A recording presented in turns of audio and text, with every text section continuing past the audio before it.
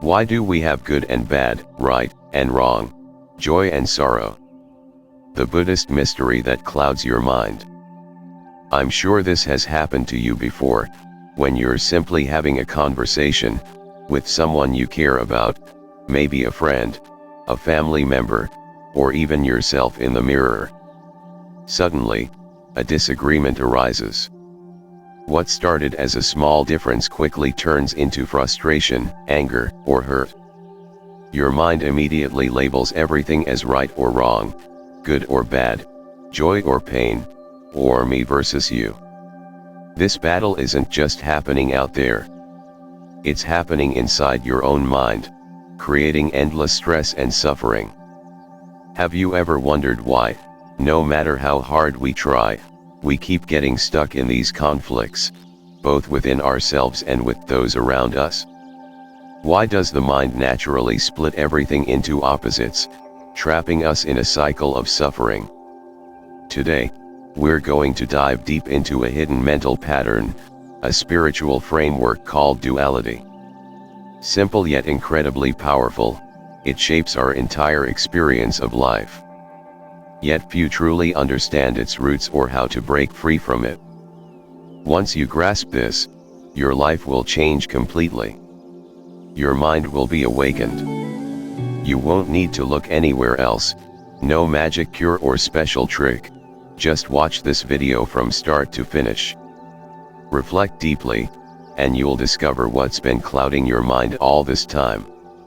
In this video, you'll explore what duality really means, and why it traps us in suffering and misunderstanding. Ancient Buddhist teachings that reveal the path beyond these mistaken divisions. Practical steps you can start taking today to dissolve duality in your daily life, opening the door to peace, harmony, and freedom. Welcome to Destiny Lies in Your Hands, where profound truths meet your everyday life.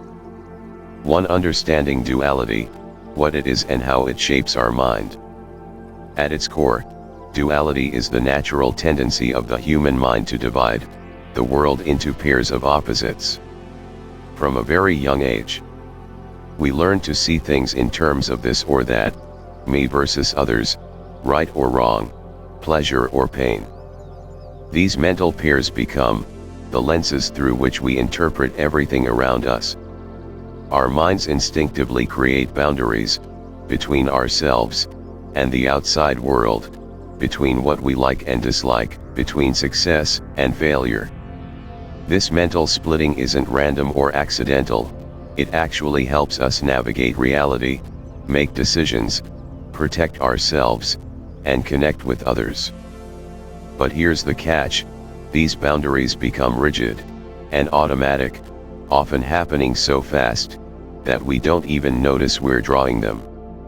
For example, if you wake up to a loud noise early in the morning, your mind instantly labels it as annoying or disruptive. When you meet someone new, you might quickly judge them as friendly or untrustworthy. Without conscious awareness, your mind keeps generating us versus them, good versus bad distinctions. This process doesn't stop outside, it plays out inside your own mind too. Often, there's a battle going on between who you are now and the ideal self you want to become.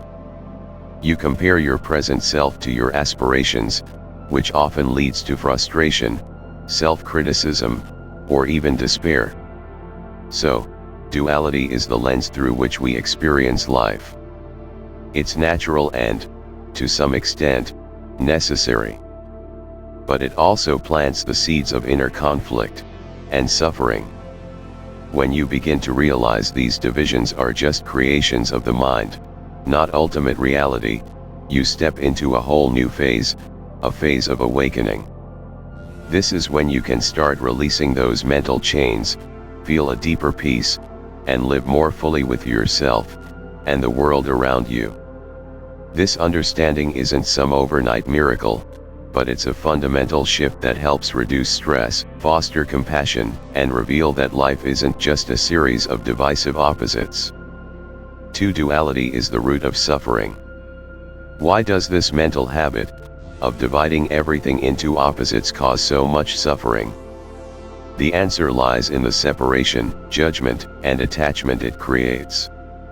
When you label someone as bad or wrong, you're building walls between yourself and that person, walls made of suspicion, resentment, even hostility. Think about two friends. When one agrees with you, you feel close, but when they disagree, your mind suddenly brands them as not really a friend. These divisions can easily fracture relationships, sometimes irreparably. Similarly, desire and fear arise directly from this dualistic mindset. When we see something as good or desirable, we cling to it, trying to hold on or control it. When things don't go our way, or when we encounter bad or unwanted experiences, we try to avoid or run away from them. This only leads to anxiety, disappointment, and pain. This endless cycle of craving and aversion is one of the main drivers of human suffering. Buddhism clearly identifies this process: attachment to a fixed, separate self, and to external objects breeds endless dissatisfaction. The mind's habit of drawing sharp lines between me and others feeds illusions and conflict. Understanding this is key to breaking free from suffering. When you realize that these divisions and attachments are mental constructions, not ultimate truths, you open the door to peace and freedom. 3. Buddhist teaching: duality is not the ultimate reality. Here's where the profound insight of the Buddha truly becomes revolutionary. The dualities we cling to, self and other, good and bad, success and failure, are not the ultimate truth. They are mental constructs, temporary and conditioned, not the fundamental nature of reality itself. What if I told you that beneath these clear divisions lies a deeper unity, a reality where separation fades away, and all differences are seen as parts of a larger whole? Buddhism teaches the concept of non-duality, the understanding that everything arises dependent on everything else, and nothing exists independently. This is called dependent origination, or interdependent arising. Think about a wave on the ocean. That wave seems separate and distinct, but it cannot exist without the ocean. Likewise, the self you call I cannot exist apart from your environment, the people around you, and the entire web of life. The famous phrase from the Heart Sutra says, "Form is emptiness, emptiness is form." What appears solid and separate actually has no fixed, independent existence. Here's another helpful metaphor. Imagine someone pointing at the moon. The finger is not the moon, but many people stare at the finger and miss the light of the moon. Similarly, teachings and concepts are just guides pointing toward the true nature behind appearances. Recognizing this shifts our whole perspective. Duality becomes a useful tool, not an absolute reality. For how to transcend duality, Buddhist practices. So, how can we break free from the trap of dualistic thinking? Buddhism offers practical tools to do just that. The middle way: avoid extremes, neither indulging ourselves nor rejecting life harshly. This balanced path nurtures wisdom, compassion, and inner harmony. Meditation, especially mindfulness of the breath, this calms the restless mind, and interrupts its automatic habit of splitting experience into opposing categories. Through mindfulness practice, we observe thoughts and emotions, without immediately labeling them as good or bad, self or other. This spacious awareness weakens the grip of dualistic patterns. Take breath meditation as an example. At first, you might think, "I am breathing," creating a separation between the observer and the breath. But as your focus deepens, the sense of I starts to fade, leaving only the continuous flow of breath, seamless and indivisible. Zen stories capture this beautifully. A student once asked a master, "What is the nature of reality?" The master replied, "Look at the falling leaf." The student learned to see reality directly, beyond mental concepts and dualistic thinking. 5 expanded stories and teachings from the Buddha and Zen masters. Story 1. The Buddha's question to Ananda: "Is this seeing yours or the world's?" One day, the Buddha asked his closest disciple, Ananda, a deeply philosophical question: "When you see something, is that seeing yours, or does it belong to the world?" Ananda thought about this, and realized the question was pointing to something profound. When Ananda closed his eyes, the act of seeing disappeared. How could the seeing belong to him, if it ceased to exist when he shut his eyes? And yet, the world didn't disappear. This led him to understand that perception, what we call seeing, is not owned by a separate self. Instead, it's a transient phenomenon arising in consciousness, a dance of light and mind. This story teaches us that the self we cling to as the owner of experience is more fluid and interconnected than we often realize. It challenges the deeply ingrained idea of an independent I, separate from the world. Story 2. The finger pointing at the moon. This famous metaphor goes like this: imagine someone pointing at the moon with their finger, trying to show you its beauty. If you fixate on the finger itself instead of looking where it points, you'll miss the moon, the real source of light. In the same way, Buddhist teachings, philosophies, and scriptures are like the finger. They point toward a deeper truth, but they themselves are not the ultimate reality. People often get caught up in arguments about the words, concepts, or dogma, forgetting to look beyond to the direct experience of truth. This story reminds us to stay open-minded, and not mistake symbols, teachings, or opinions for the actual experience of peace and enlightenment. Story 3. Zen Master Huineng's lesson on the moving flag and the wind. 2 monks once argued heatedly over what was moving, the wind or the flag. One insisted it was the wind, the other said it was the flag. Zen Master Huineng, hearing the dispute, smiled and said, "Neither the wind nor the flag moves, your minds are moving." His teaching cut straight to the heart of the matter. The real cause of conflict and confusion isn't external conditions, but the unsettled, restless mind that projects separation and division onto the world. This story illustrates how our mental state shapes how we perceive reality, and how inner peace arises from calming the mind. Story 4. The Samurai and his uncontrollable anger. A samurai once approached a Zen master, frustrated by his frequent bouts of uncontrollable anger. He confessed, "I try to control it, but it overwhelms me. How can I tame this fire inside?" The Zen master calmly replied, "Your anger is not truly yours.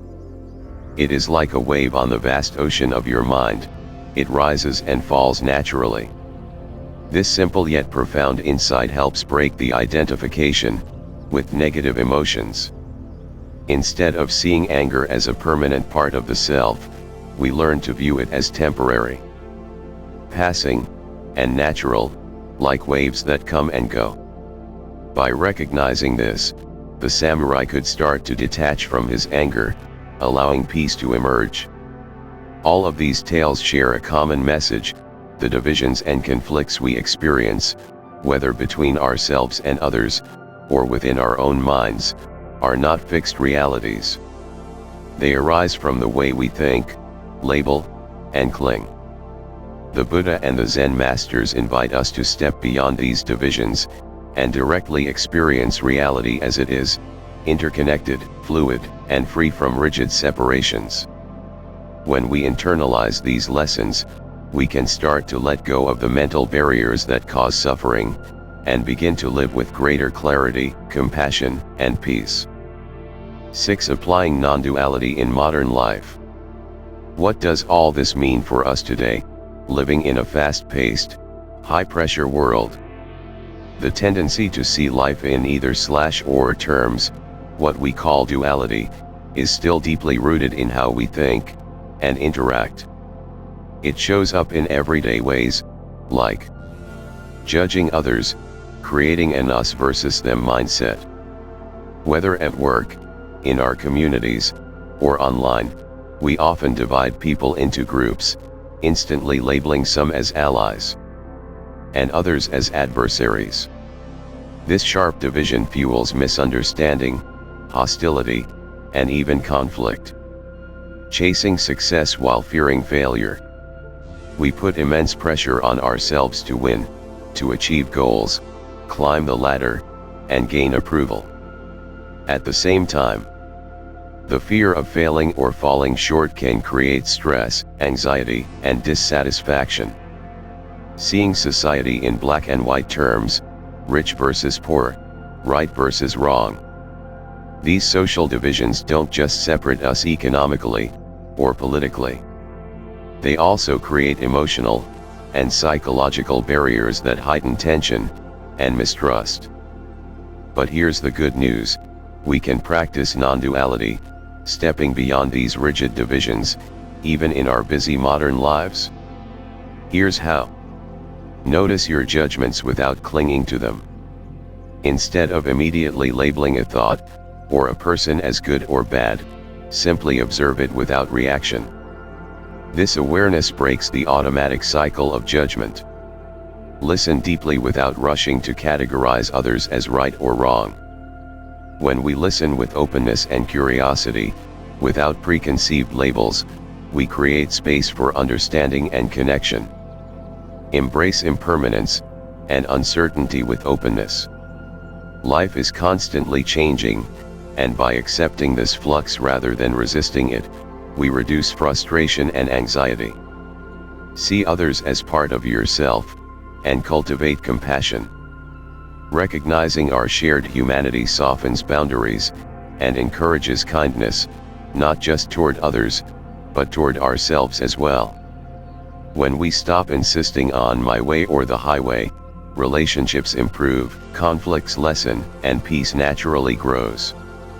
This understanding is not just philosophical, it's deeply practical. It offers a way out of the exhausting cycle of judgment, conflict, and suffering that so many people find themselves trapped in. And it all begins quite simply, by becoming aware of your own thoughts and emotions, learning to recognize the patterns of duality, and gradually loosening their grip. By transcending the illusion of separation, we discover a freedom and peace that doesn't depend on external conditions, a liberation that's available right here, right now. So, what does all of this mean for you, right here, right now? Duality, the constant splitting, judging, and dividing, is not just some abstract idea.